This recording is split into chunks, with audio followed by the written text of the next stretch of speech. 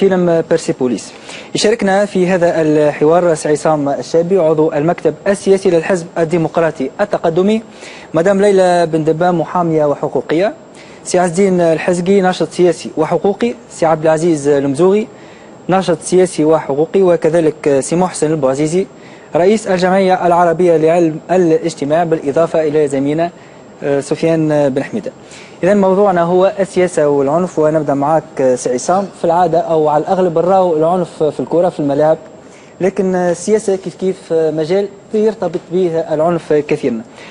علاش نلقاو العنف إذا في المجال السياسي؟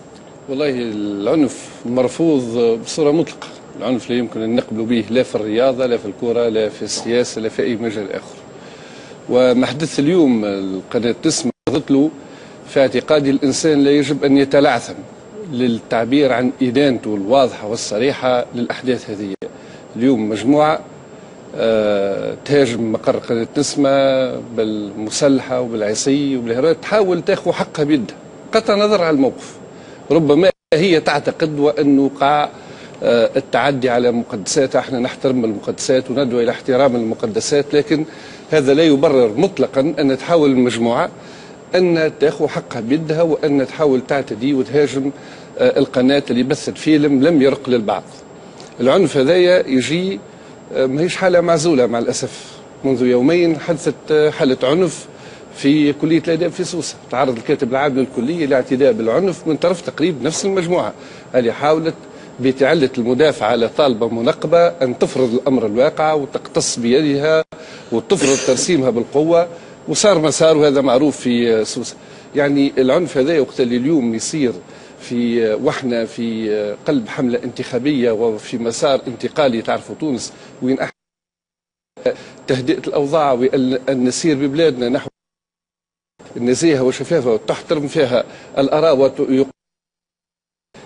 إلى التصدي لهذه الظاهرة، لأن الظاهرة هذه إذا الله تفشات وما وقفناش في وجهها بكل حزم في الظرف هذايا، ربما غدويك نصبح غير قادرين على تأمين مجتمعنا ضد ظاهرة العنف وضد محاولة بعض القوى المتطرفة اللي لا تقبل باللعبة الديمقراطية. احنا اليوم في نهاية مسار انتقالي لثورة جاءت من أجل إرساء الحرية والديمقراطية في البلاد هذه. إذا كان ما نقفش للدفاع على هذه الحرية،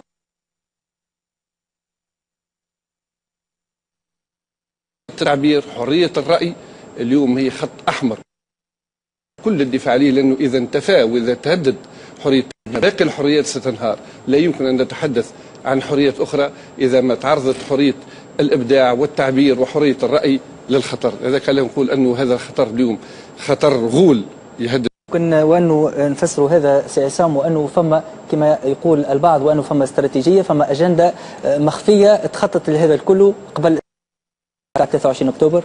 والله المجموعة اللي قامت بهذا العمل لأن خارج المسار هذا، ترى نفسها أنه المسار هذا لا يخدم توجهها ولا مصالحها.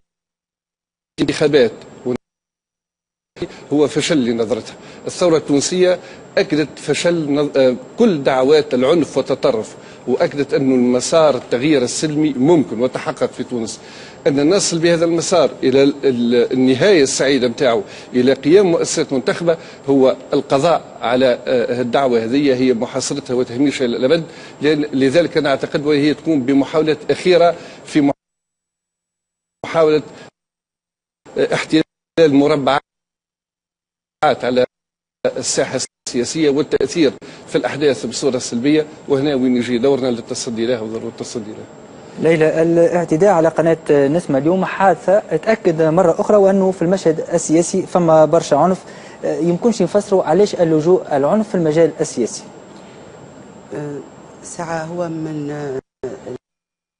اللي صار اليوم ما صارش مرة واحدة، ما هيش هي المرة الوحيدة اللي تحصل في تونس مثل هالتصرف اللي ندوا به، واللي هو العنف في أبهى مظاهره.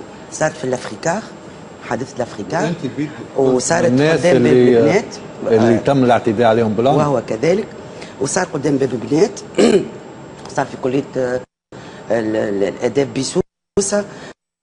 صار في الكومبيوس اليوم، صار قدام قناة نسمة. يعني هذا عمل منظم، منهج، يعني عنف ممنهج.